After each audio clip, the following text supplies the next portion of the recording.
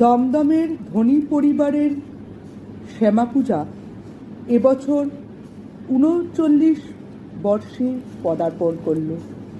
এই উপলক্ষে প্রতিবারের মতো অগণিত দর্শনার্থীর আগমন হয়েছিল শ্যামা পূজার পরের দিন অন্নকূট উৎসবে।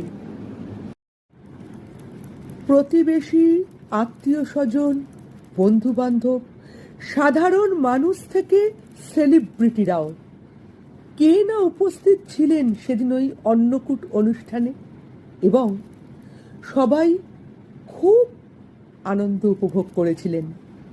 পরিবারের গৃহকর্ত্রী কাকলি ধানি হাসি মুখে সব সামলাচ্ছিলেন। এই পুজো সম্পর্কে অভিজ্ঞতা ছোট্ট করে যদি বলো। অভিজ্ঞতা বলতে, আমার যখন বিয়ের আশীর্বাদ হয় সেই 86 সাল, তখন ওরা স্টার্ট করে। প্রথমত দাদু বলে গেছিল যদি পারিস তো কালী পুজোটা করিস, তো তখন থেকেই কালী পুজোটা আরম্ভ করেছে।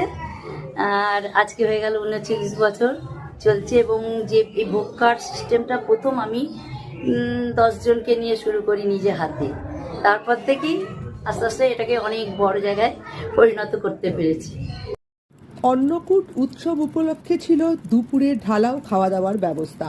সাদা ভাতের সাথে ছিল ডাল, বেগুনি, শুক্তো এবং ছানার কোপ্তা এবং অপূর্ব স্বাদের পটলের দোরমা, তার সাথে উল্লেখযোগ্য স্বাদের মোচা। প্রতিটা খাবারের সবাই খুব প্রশংসা করেছিল। পাঁপড় ছিল এবং সাথে ছিল চাটনি আর অবশ্যই সুগন্ধযুক্ত টেস্টি পায়েস। সঙ্গে ছিল রসগোল্লা আর অবশ্যই ভাপা সন্দেশও। শেষ পাতে পান। সকল অতিথিদের যত্ন ও দায়িত্ব সহকারে দেখাশোনা তদারক করছিলেন স্বয়ং বাড়ির কর্তা জয়ন্ত কুমার ধনী মহাশয়।